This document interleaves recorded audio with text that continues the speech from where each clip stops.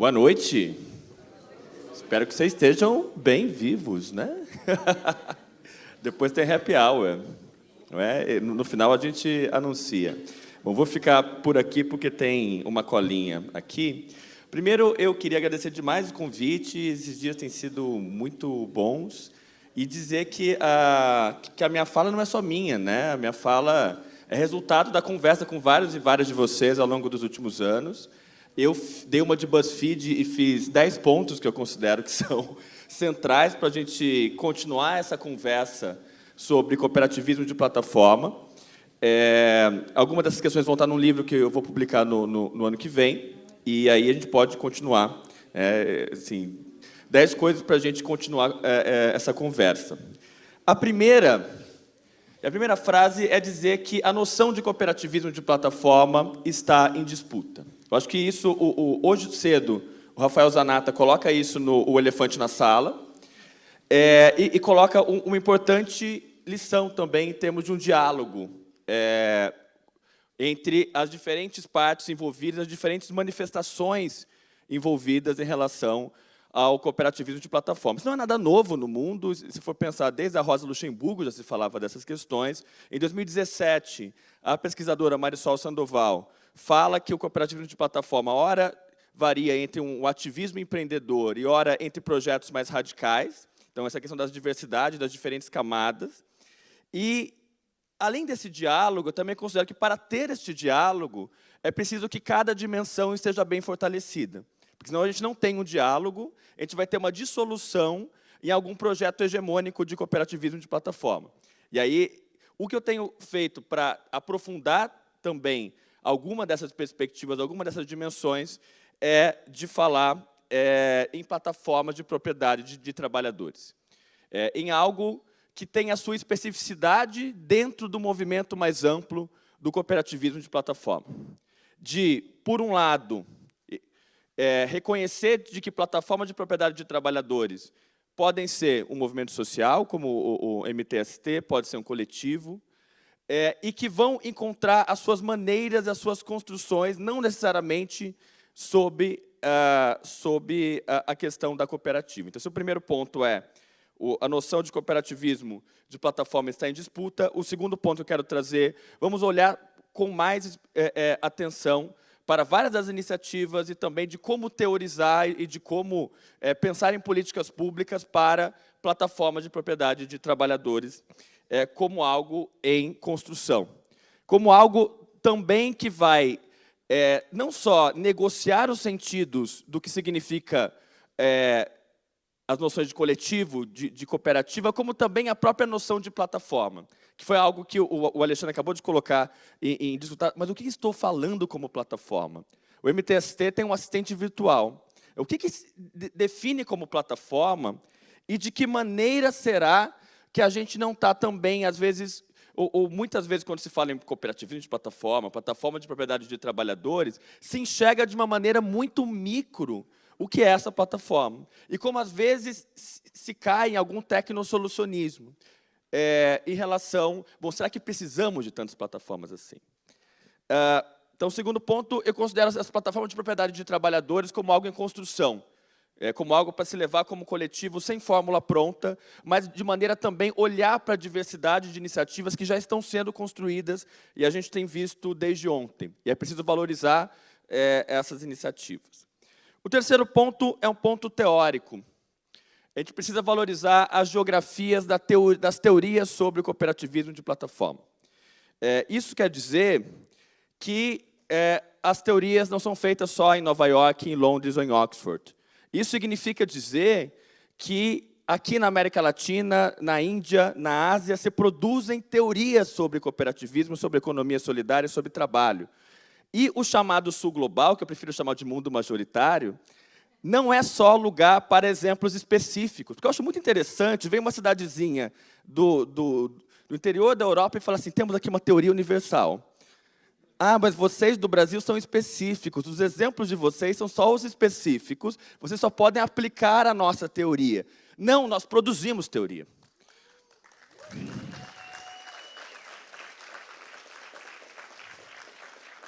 Isso Isso é importante, porque nós não somos os específicos, inclusive desse ponto de vista do mundo majoritário. E temos muito a contribuir com essa diversidade também das geografias da teoria. E aí a gente tem que olhar muito as armadilhas de um neocolonial disfarçado de decolonial. O que eu chamo de decolonial de Taubaté. Não sei como vai ficar essa tradução agora, desculpa. Como as pessoas que leem colonialismo de dados, eu sou decolonial, mas lendo o autor de Londres, quer dizer, de que maneira que a gente precisa valorizar também isso mais desde baixo. E teorizar desde baixo significa também tensionar a noção de plataforma, como eu estava dizendo antes. Será que as necessidades dos trabalhadores são necessariamente de aplicativos? Quer dizer, e aí até ampliaria a minha própria palavra, que vou desconstruir o que eu acabei de falar, tá? Será que não seria melhor falar em tecnologias de propriedade de trabalhadores? E aí você conecta de maneira mais forte tecnologia e trabalho, ou de que maneiras que a própria noção de plataforma, do modo como está colocada no debate, precisamos desse tipo de plataforma, não acaba sendo, de alguma maneira, eurocêntrico. É também uma questão que eu acho super importante de ter. Então, esse ponto de valorizar as geografias das teorias. O quarto ponto que envolve essa questão do que significa tecnologia nesse mundo majoritário e dependente. Eu trago aqui os ensinamentos de Álvaro Vieira Pinto, que, para quem não conhece, foi professor do Paulo Freire, escreveu 2 catataus chamado O Conceito de Tecnologia, e a principal provocação dele primeiro ele fala, tecnologia sempre ligado ao trabalho humano. E a segunda questão, o que é pensar essa tecnologia ligada ao trabalho humano numa sociedade no vale de lágrimas como o Brasil? E aí, recuperando também, ele não chega a falar especificamente como Rui Mauro Marini sobre teoria da dependência, mas de que maneira é preciso considerar a tecnologia como um polo dessa palavra, que é muito antiga, mas, e pouco falada, às vezes, embora ela esteja entre nós, que é a luta de classes. E que, no fundo, acaba expressando essa questão. Por exemplo, o que é inovação? Como que a palavra inovação, ou como uma série de gramáticas, vão sendo capturadas por uma racionalidade empreendedora, em que inovação é só aquilo que está marcada nessa gramática. Ora, vários exemplos que a gente trouxe aqui, por exemplo, o contrato de quem luta do MTST, é um exemplo de inovação, no sentido de relacionar tecnologia com o trabalho humano. De que sentido que isso se relaciona ao desenvolvimento de um país, ou ao desenvolvimento relacionado a esse olhar das tecnologias de propriedade de trabalhadores. Então, não sei se é possível disputar essas gramáticas, mas a gente tem que ficar de olho em termos do que elas significam e as negociações e conflitos em jogo. O quinto ponto não precisamos de um Uber cooperativo em cada cidade.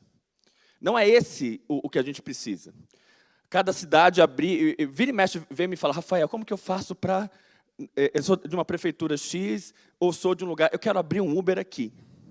Não é essa a definição de um projeto de país. Inclusive, a questão de escala, que a gente está vendo desde ontem, a resposta está mais na intercooperação do que exatamente, não, precisamos de cada lugar ter um Uber ou ter uma solução local, porque isso acaba caindo. Quer dizer, essa própria noção do Álvaro Vieira Pinto de tecnologia e trabalho é para evitar a ideia de um tecnosolucionismo, de que a tecnologia, por si só, vai salvar a nossa vida. E um exemplo muito legal, que ontem já foi comentado também, é o da CoopCycle. E amanhã a Denise Caspariano, que está aqui, vai comentar mais sobre a CoopCycle na América Latina. E é um exemplo muito bom de como um software e uma federação de cooperativas de entregadores feitas na Europa, quando vem para a América Latina, não se trata de tropicalizar a iniciativa, ou de importar essa iniciativa, mas de reterritorializar. E como isso tem sido feito em articulação com setores, a Federação de Cooperativa de Tecnologia da Argentina, e tem agora iniciado, já dando um spoiler, adoro fofoca, tá, gente? Iniciado um diálogo mais forte da CoopCycle Latinoamérica na Argentina com iniciativas do Brasil. Ou seja, de maneira eu lembro muito bem de uma professora, Francesca Martinelli, da Itália, que fala que as cooperativas de plataforma não são unicórnios, elas são Pégasos, porque a força está nesse coletivo, ou está nessa intercooperação, que para mim é uma chave antiga, obviamente, para essa questão da escala, que é o tema dessa conferência.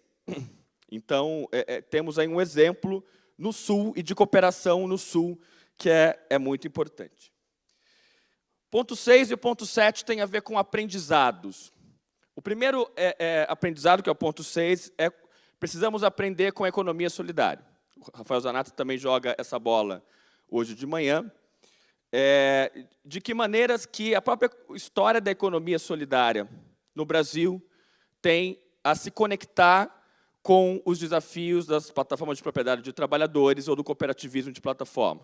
Com várias iniciativas, como a Unisol, que vai estar aqui amanhã com o Léo Pinho, de maneira a não esquecer. Se a gente está falando de diálogo, dentro dessa perspectiva, é preciso também fazer dialogar o presente com o passado. O que a gente tem de aprendizados com o passado?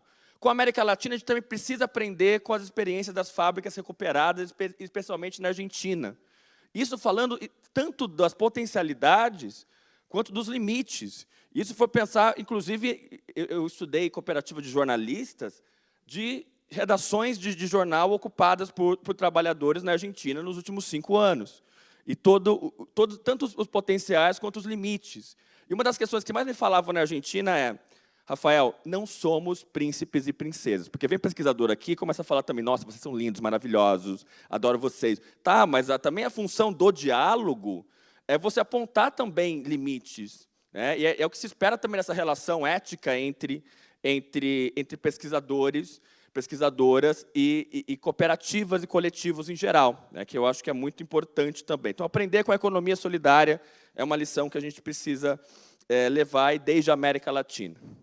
Lembrando que a América Latina não com esse olhar específico, tá, gente?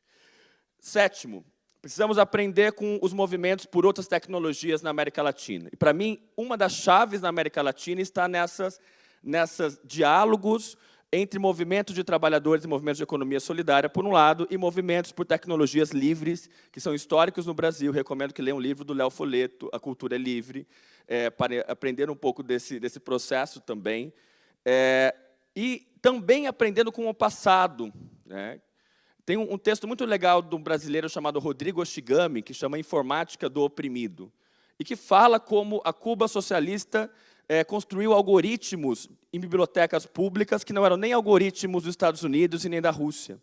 E fala do exemplo das redes comunitárias na época da teologia da libertação no Brasil, como exemplos de tecnologias, de uma maneira não tecnocêntrica, com os quais a gente pode se inspirar para poder olhar para o futuro. Então, aqui é um convite para se revisitar o passado e da nossa base, do nosso continente, de maneira a gente projetar e desenhar outros tipos de tecnologias que a gente tem para o futuro.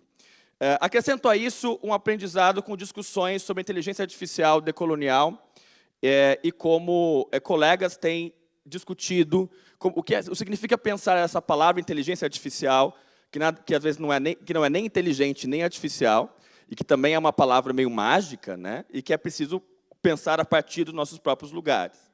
Tem gente que vai ter um manifesto muito interessante, chamado Manifesto por um Pluriverso Digital, e que vai pegar a noção de Arturo Escobar de pluriverso para também, de uma maneira, responder a essa noção tão falada e tão comentada e tão no hype que é o metaverso. Que, às vezes, como essas palavras são muito colocadas, você fala: nossa, não estou entendendo nada dessa discussão, você vai ver só um hype, e é para isso que essas discussões estão ali, para ninguém entender nada. Destaco trabalhos de coletivos e coletivas como Maria Lab no Brasil, que tem discutido as tecnologias de um ponto de vista feminista, latino-americano, na construção também de tecnologias de um ponto de vista do feminismo autônomo, como uma inspiração para conectar com o debate sobre cooperativismo de plataforma. Algo que eu e a professora Paola Ricaurte, da Argentina, também temos comentado em relação a essa palavra também muito usada, que é soberania de dados ou soberania digital. Ou de que maneira que estamos conectados com esse debate, o que significa falar em soberania de dados, em soberania digital, desde um lugar como o Brasil. Outra grande inspiração que esteve conosco no evento em Porto Alegre é a Joana Varon, daqui do Rio, e a Sasha Constanza Schock, professora do MIT, que construíram um oráculo para tecnologias transfeministas, também nesse sentido de projetar para o futuro. Então, esse 7º ponto de aprender com movimentos por outras tecnologias, especialmente da América Latina. Um 8º ponto, que eu acho que esse dá pano para manga e está muito ainda em construção, que é o que significa pensar plataformas cooperativas do ponto de vista de gênero, ou do ponto de vista transfeminista, tanto na organização do trabalho, que considere trabalho de cuidados e toda essa lógica de cuidados na ordem da organização do trabalho, como o que significa projetar tecnologias a partir da justiça no design, considerando as matrizes de opressão também na construção do design. Eu não tenho resposta para isso, tá, gente? Estou jogando isso para vocês irem atrás. Eu acho que tem um grande desafio aí, o que significa pensar plataformas cooperativas de uma maneira interseccional, por exemplo. O 9º ponto são as políticas públicas. A gente está num momento crucial da história brasileira em termos de políticas públicas para o trabalho por plataformas. A mesa passada acabou de falar isso. E a importância de políticas públicas para o cooperativismo de plataforma.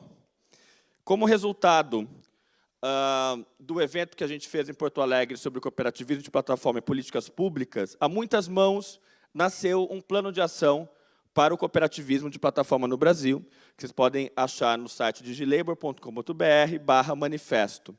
Isso foi entregue à candidatura do Executivo e do Legislativo, incluindo o presidente eleito, entregue por uma ciclo-entregadora das senhoritas Courrier, a Bruna, e a gente quer colocar esse plano também como inspiração, como eu falei ontem. A gente vai fazer desenhos animados explicando em português e inglês os principais princípios deles. Quais são os principais pontos deste plano de ação? O primeiro, que as políticas públicas para o cooperativismo de plataforma no Brasil devem ser situadas não como um plano de uma área ou de um ministério, mas que articule a área de trabalho e plataformas de regulação com a área de soberania digital e autonomia tecnológica, desenvolvimento local e regional, ciência, tecnologia e inovação, cidades, inclusive confrontando todo esse discurso de Smart Cities, economia solidária e inclusão digital. Essas políticas devem estar também de maneira articulada entre projetos locais, nacionais e estaduais, tendo como linhas para políticas públicas a ideia de um programa nacional para o cooperativismo de plataforma, com o Estado como um catalisador das relações de trabalho mais dignas e inclusivas a partir do cooperativismo de plataforma, fomentando iniciativas de baixo para cima. Acabou de ter também um bom exemplo da cidade de Araraquara. Com a promoção de uma nova regulamentação para o cooperativismo no país, fomentando um forte ecossistema com subsídios para iniciativas que promovam impactos ambientais e sociais. Identificando as redes pré-existentes e necessidades antes da definição de soluções. A gente também está criando um elefante branco, de primeiro pensar no que precisamos, essa ideia do um Uber para cada cidade, né?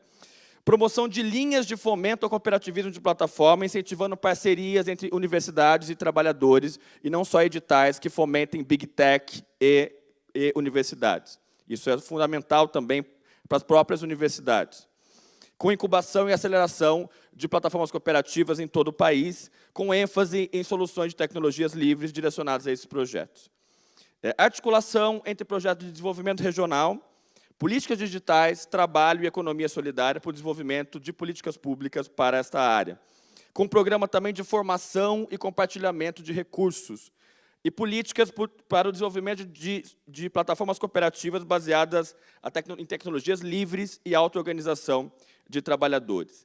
Com também, algo que o Alexandre falou antes, uma política de articulação entre redes comunitárias e plataformas cooperativas e políticas para a regulação do trabalho por plataformas, tendo por premissas a garantia ampla de direitos trabalhistas e o fomento a plataformas cooperativas. Eu acho que aqui tem uma base de um documento coletivo e que podem ser o início também de discussões de uma equipe de transição que vem aí e de um governo que inicia com esse tema na batata quente. Então, é também algo que veremos nos próximos episódios, e que esse fórum, este evento, tem um papel central, inclusive porque está acontecendo no Rio de Janeiro, no que este evento pensa para o futuro das políticas públicas neste país. Por fim, é um convite para imaginar e prototipar.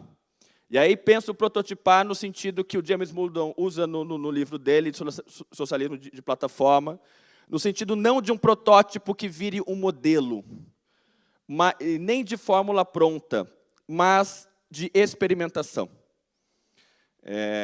Algo que não... Eu, às vezes, ouço as pessoas dizerem o cooperativismo de plataforma não serve porque ele já tem as questões concorrenciais, então nem vamos começar.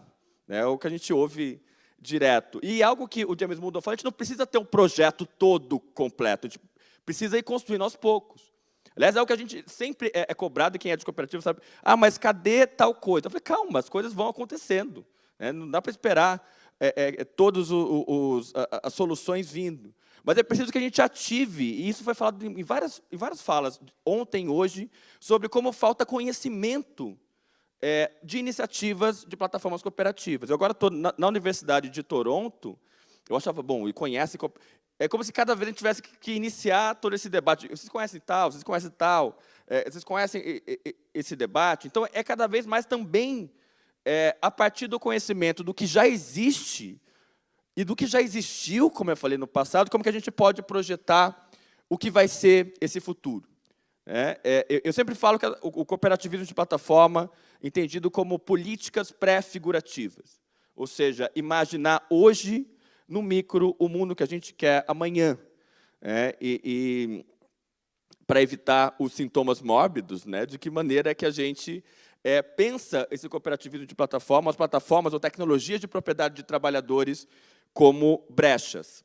O que eu trouxe para vocês são só provocações, notas, do que considero que são importantes da gente continuar conversando para os próximos anos, quem sabe no ano que vem, não sei aonde vai ser a próxima conferência, mas que são coisas que também me inquietam, e talvez inquietem alguns e muitos de vocês, em termos de pensar teoria, de pensar aprendizados, passados e futuros, e que políticas públicas a gente quer, tendo os trabalhadores e as trabalhadoras no centro de um projeto que envolva tecnologias e plataformas. Obrigado.